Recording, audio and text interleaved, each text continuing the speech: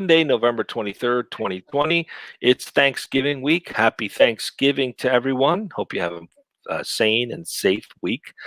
Thanks for joining us today. We are recapping 4 shows. Yes, we had 4 shows last week, and we're going to try to do it in 10 minutes. So I'm going to rush right through it. First, I want to welcome Kim Lantis in Hermosillo, Mexico, co-hosting today.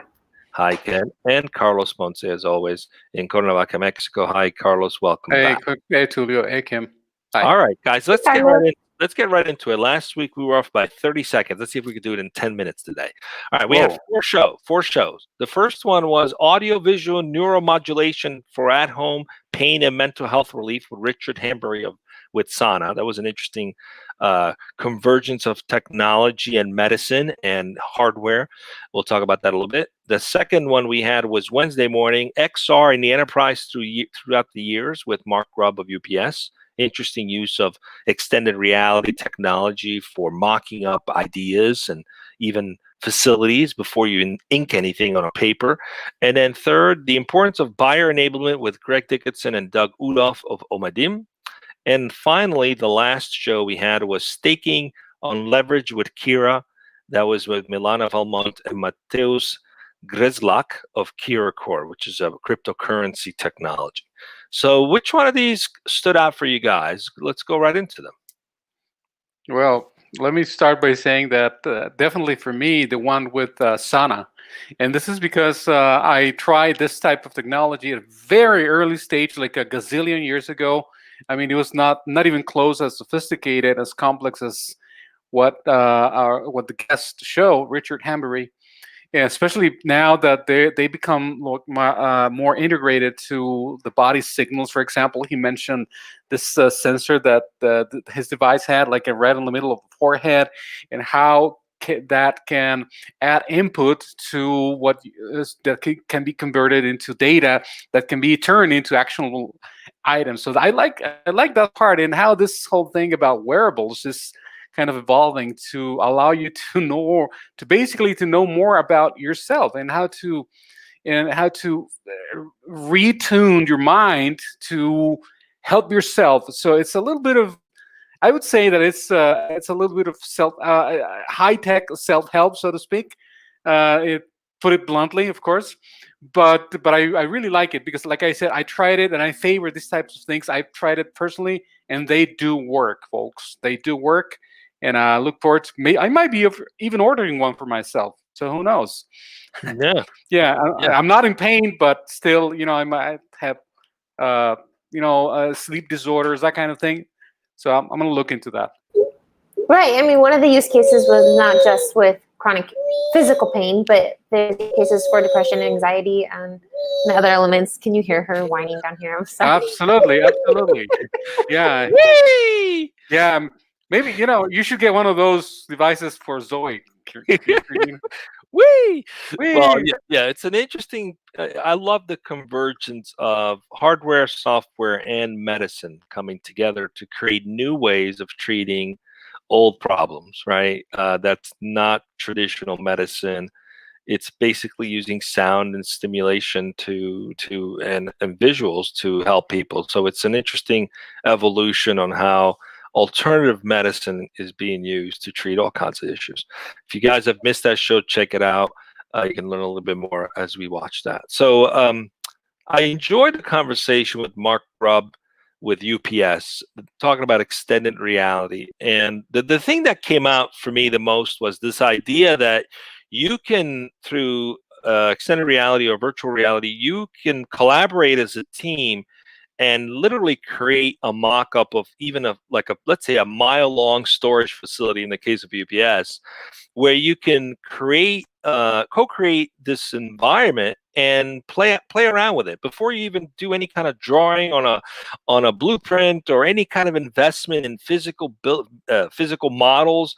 You can use virtual reality to mock up and do basically all kinds of R&D. And I love this idea because there's so many scenarios where there's opportunities to just get creative. And imagine setting people free and loose where they can use technology to co-create a reality without making any kind of physical investment to build something, which normally in the past you'd have to do 3D models or what have you to even showcase a building or a facility or a shopping center for that matter. So it was an interesting use of technology, how UPS is using that internally, but certainly they're leading the way in that kind of research that I see potentially they could license that someday. Who knows? But for now, kudos to them for doing that internally. What else for you guys? Any other comments you guys want to chime in on?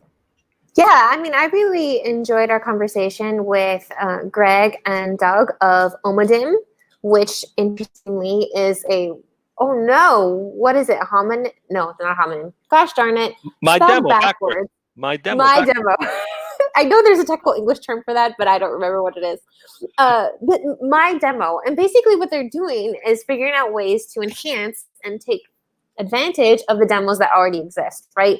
Giving more control to the buyer, to the people who want to know what your product is all about, and even ask questions, and where it can like take you directly into that demo, your exact questions, and just the applications of this, I think are spectacular, and they're just a hoot. It was a really fun show, so watch that one.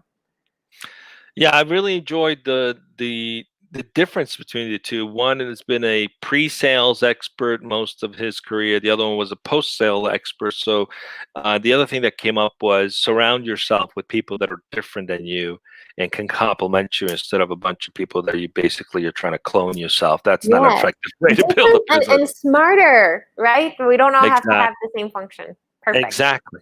Okay, so in the interest of time, we have one more. That was Staking on Leverage with Kira. Really was talking about cryptocurrency and this idea that you could put up assets as valuable stake.